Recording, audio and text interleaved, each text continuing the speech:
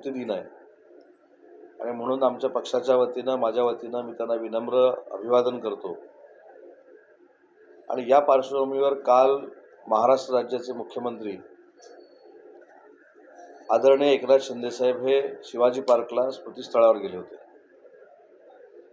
ते काय उद्देशाने गेले होते तर जो उठाव 15 महिन्यापूर्वी आम्ही सगळ्यांनी मिळून केला, वंदनीय बाळासाहेबांचा विचार हा काँग्रेसी विचार नव्हता, त्या शिवसेनेची काँग्रेस सेना होऊ नये ही भूमिका घेऊन माननीय एकनाथ शिंदे साहेबांनी उठाव केला, त्याला आम्ही सगळ्यांनी समर्थन केलं। त्याच्यामुळे काही लोकांची मनं दुखावली असतील, काही लोकांना सत्तेपासून दूर जावं लागलं असेल, परंतु एखाद्या म्हणजे महान व्यक्तीचा स्मृतिदिन असताना या वादाचे पडसाद त्यांच्या स्मृतिदिनी उमटू नये यासाठी काल स्वतः कायदा आणि सुव्यवस्था अबाधित राहावी यासाठी शिंदे साहेबांनी काल स्मृतिस्थळावर जाऊन वंदनीय बाळासाहेबांना अभिवादन केलं। ते अभिवादन केल्यानंतर काही लोकांनी, मुख्यमंत्री असताना काही लोकांचं धाडस झालं नाही, होऊ पण शकणार नाही, पण ते तिथून नमस्कार करून बाहेर आल्यानंतर धिंगाणा घालण्याचा प्रयत्न केला, त्यांच्या भाषेमध्ये राडा करण्याचा प्रयत्न केला। सर्वप्रथम वंदनीय बाळासाहेब ठाकरे ही एक व्यक्ती नाही तर तो विचार होता आणि त्यांच्या विचाराचे वारसदार हे फक्त महाराष्ट्रापुरते मर्यादित नाहीत तर ते देशामध्ये आहेत आणि जगामध्ये देखील आहेत। त्याच्यामुळे प्रॉपर्टीचा वारसदार एखादा होऊ शकतो, पण विचारांचा वारसदार त्याच्या सातबाऱ्यावर कोण नाव लावू शकत नाही। आणि म्हणून जो विचार महत्त्वाचा वंदनीय बाळासाहेबांनी दिला होता तो विचार असा होता की माझ्या शिवसेनेची काँग्रेस होण्याची ज्यावेळी वेळ येईल त्यावेळी शिवसेना नावाचं दुकान मी बंद करेन।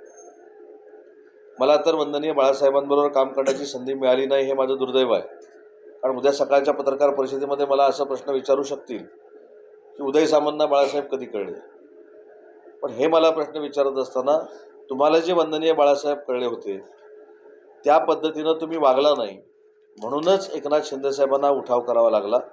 परंतु आमच्या पक्षाचं नेतृत्व जरी एकनाथ शिंदे साहेब करत असतील तरी देखील आमच्या पक्षाचा विचार हा वंदनीय बाळासाहेबांचाच विचार आहे, कारण महत्त्वाचा आजचा जो दिवस आहे किंवा त्यांचा जन्मदिवस आहे हा हिंदुस्थानामधल्या हिंदुत्वाला प्रेरक असा दिवस आहे आणि म्हणून त्या दिवशी वाद घालावेत, कोणाला तरी कॉलर पकडावी असं काही कोणाचं मत नाही।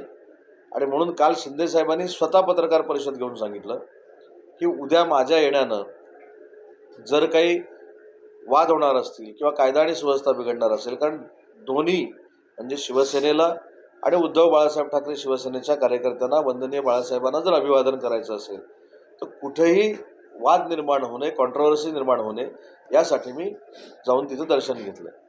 पण दर्शन घेतल्यानंतर जो काही प्रकार झाला 1 तास 36 मिनटं 1 तास 37 मिनटं तर तुम्ही सगळ्यांनी लाईव्ह बघितलेला आहे। आणि म्हणून पक्षाच्या माध्यमातून मला सांगायचं आहे की काल जरी वाद झाला असला तरी एक जाणवलं, कालचा वाद हा शिवसेना विरुद्ध काँग्रेस सेना होती। म्हणजे कालचं जर चित्र तुम्ही बघितलं असाल तर काल जी पत्रकार परिषद झाली त्या पत्रकार परिषदेनं असं दाखवून दिलं की वंदनीय बाळासाहेबांचा जो विचार होता राम मंदिर बांधण्याचा, वंदनीय बाळासाहेबांचा जो विचार होता 370 कलम रद्द करण्याचा, या सगळ्या विचारांना तिलांजली दिलेली आहे। काय चर्चा झाली तर माननीय अमित शहा साहेबांनी जे भाषण केलं की आम्ही मोफत अयोध्या वारी करू, तर त्याच्यावर टीका करण्यात आली आणि जेणेकरून राम मंदिराचं किंवा रामाचं दर्शन होऊ नये ही कालच्या पत्रकार परिषदेचा गाभा होता। हा खऱ्या अर्थानं वंदनीय बाळासाहेबांचा विचार आहे का? तर वंदनीय बाळासाहेबांनी राम मंदिर बांधण्यासाठी काय काय करावं लागेल ती करण्याची भूमिका स्वतः वंदनीय बाळासाहेबांनी घेतलेली होती।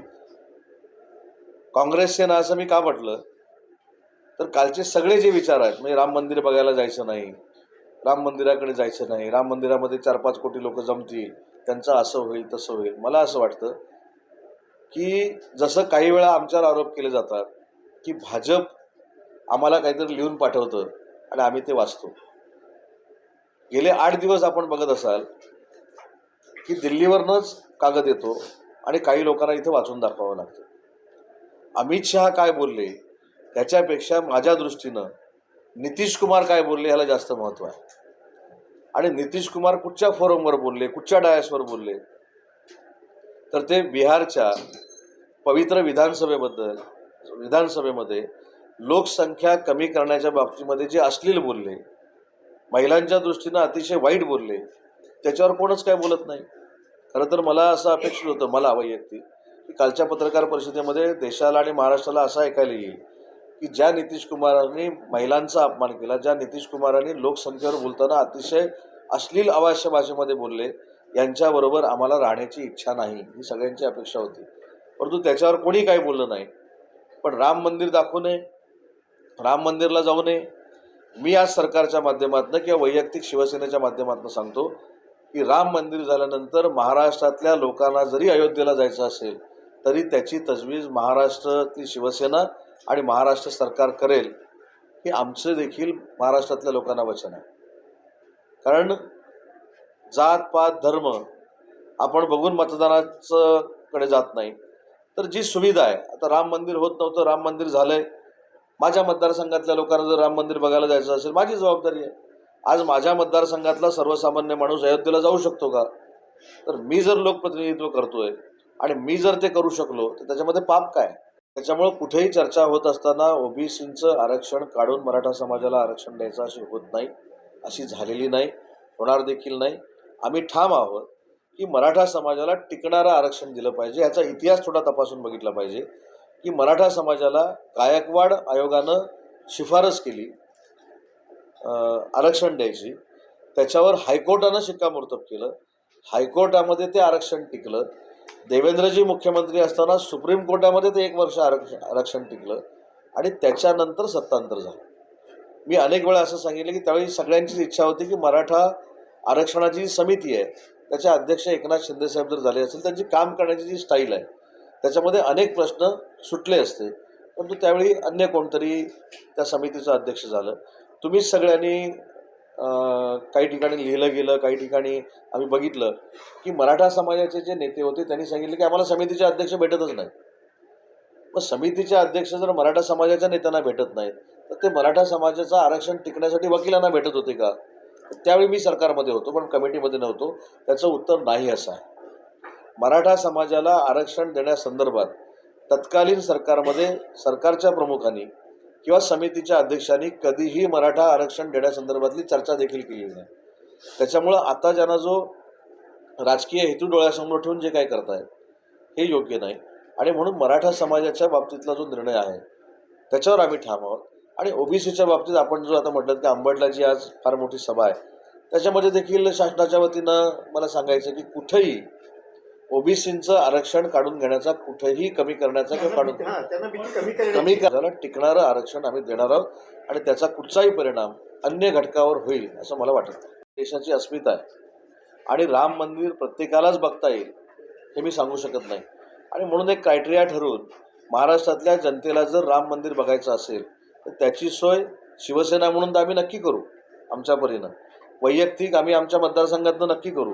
पण अशी काही शासनाला करता आली तर ती शासनानं करावी हा माझा आग्रह राहणार. माझ्या मतदारसंघातनं, माझ्या जिल्ह्यातनं जर अयोध्येच्या दर्शनाला राम मंदिराच्या कोणाला जायचं असेल तर त्यांची व्यवस्था करणं ही आमची जबाबदारी आहे, नंबर 1. नंबर 2, मी असं सांगितलं की शिवसेनेच्या माध्यमातून देखील आमच्या परीनं जेवढ्यांना राम मंदिर दर्शन करता येईल ते शिवसेना पक्ष पण करेल.